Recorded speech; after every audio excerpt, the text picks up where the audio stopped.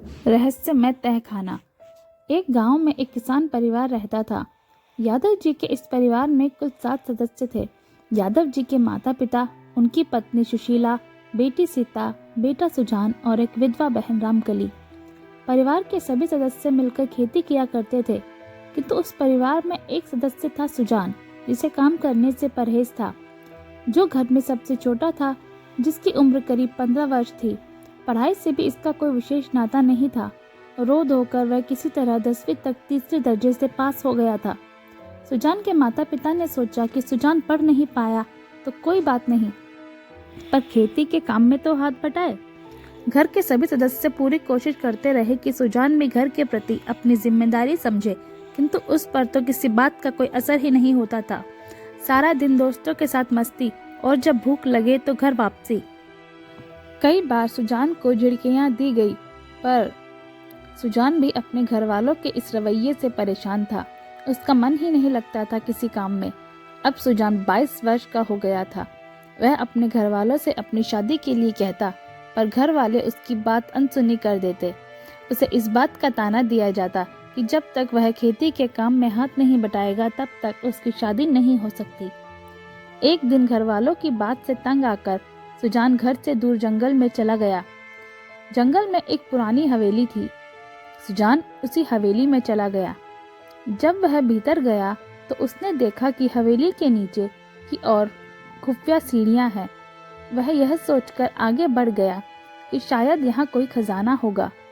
सीढ़ियों से नीचे जाने पर उसे एक तहखाना दिखाई दिया।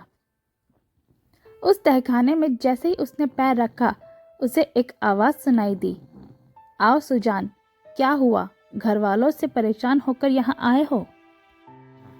खजाना तो यहाँ है, पर वह तुम्हें मिलेगा नहीं। सुजान ने कहा, क्यों? आवाज आई, क्योंकि यह खजाना मेहनती व्यक्ति के लिए वर्षों से इंतजार कर रहा है। सुजान ने कहा, मुझे यह खजाना चाहिए, किसी भी कीमत पर। आवाज आई, तुम्हें यह खजाना मिल सकता है, पर। सुजान ने कहा, पर क्या? आवाज आई, इस खजाने के लिए तुम्हें अपने जीवन के 3 माह खर्च करने होंगे और जैसा मैं कहूँगा करना होगा। सुजान ने कहा, इस खजाने को पाने के लिए मैं कुछ भी करूँगा। आवाज आई, तो ये जो बोरी तुम्हारे पास रखी है, इसे घर लेकर जाओ। इसमें जो सौंफ के बीज हैं, उन्हें अपने खेत में बो दो। इसके बाद तुम फिर से 1 महीने बाद मुझसे आकर मिलो। सुजान खुश हो गया। सौंफ के बीज की बोरी उठाई और घर चल दिया। घर पहुंचकर उसने सौंफ की खेती की इच्छा जताई। घर वालों ने सोचा, चलो एक बार इसकी भी सुन लेते हैं। चलो किसी तरह ये खेती करने को तैयार तो हुआ।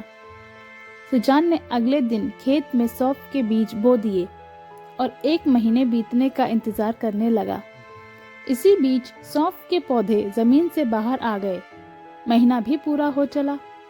अगले दिन सुजान उसी हवेली की ओर चल दिया।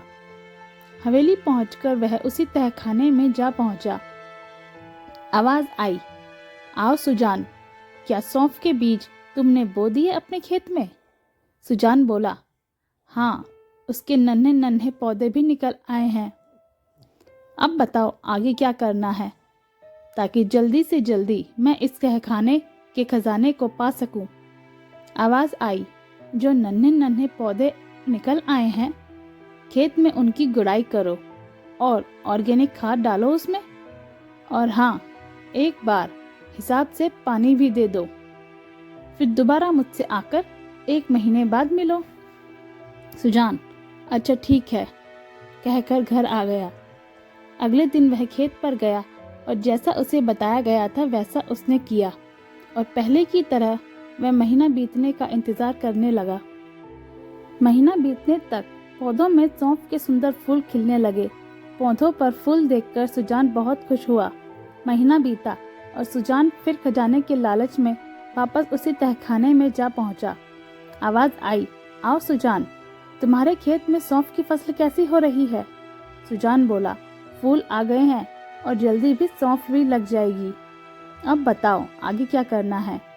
आवाज आई, अब तुम एक बार खेत में अच्छे से देख लो कि कहीं खरपतवार ना लगी हो, यदि हो तो उसे निकाल फेंको। फिर मुझसे मिलने 1 महीने बाद आना, और हाँ, वो सौंफ की फसल से होने वाली आय का हिसाब भी लेते आना। सुजान बोला, ठीक है। सुजान वापस घर आ गया। अगले दिन से वह खेत में हुई खरपतवार को निकालने में जुट गया। फसल पकने को आ गई। फसल को उसने जब बेचा तो उसे विश्वास ही नहीं हुआ कि इस फसल से इतनी अच्छी कमाई भी हो सकती है। उसे लगा जैसे उसे खजाना मिल गया। अगले दिन हिसाब निकालकर वह वापस उसी तहखाने में जा पहुंचा। आवाज आई, कहो सुजान, कितनी कमाई हुई सौंफ की खेती से? सुजान बोला, बता नहीं सकता, जैसे मुझे खजाना मिल गया। आवाज आई, बिल्कुल सही सुजान, तुमने सही पहचाना। जिस खजाने के लालच में तुम यहाँ आए थे, वो खजाना तो तुम्हें मिल गया। सुजान बोला, नहीं नहीं, मुझे तो इस तहखाने का खजाना चाहिए। आवाज आई, बेटा सुजान, इस तहखाने में कोई खजाना नहीं है। तुम्हारे भीतर बैठे आलस को हमने तुम्हारे मन से हटा दिया। तुम्हारी मेहनत ही तुम्हारा असली खजाना है। सुजान का चेहरा उतर गया। अचानक उसकी पीठ पर किसी ने अपना हाथ रखा। सुजान डर गया।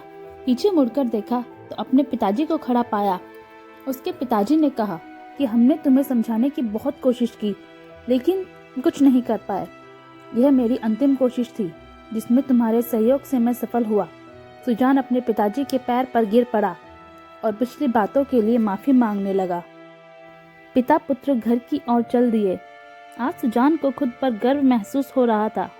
गांव के दूसरे लोग भी सुजान से सौंफ की खेती के लिए सलाह लेने आने लगे। राज्य सरकार की ओर से सुजान को सौंफ की खेती के प्रचार प्रसार के लिए सर्वश्रेष्ठ कृषक पुरस्कार से सम्मानित किया गया। आशा करती हूँ दोस्तों, मेरी ये कहानी आपको ज़रूर पसंद आई होगी। हमें कमेंट करके ज़रूर बताइएगा। आपको कहानी अच्छी लगी हो तो इसे शेयर कीजिएगा और हमारे चैनल को सब्सक्राइब कीजिएगा। धन्यवाद।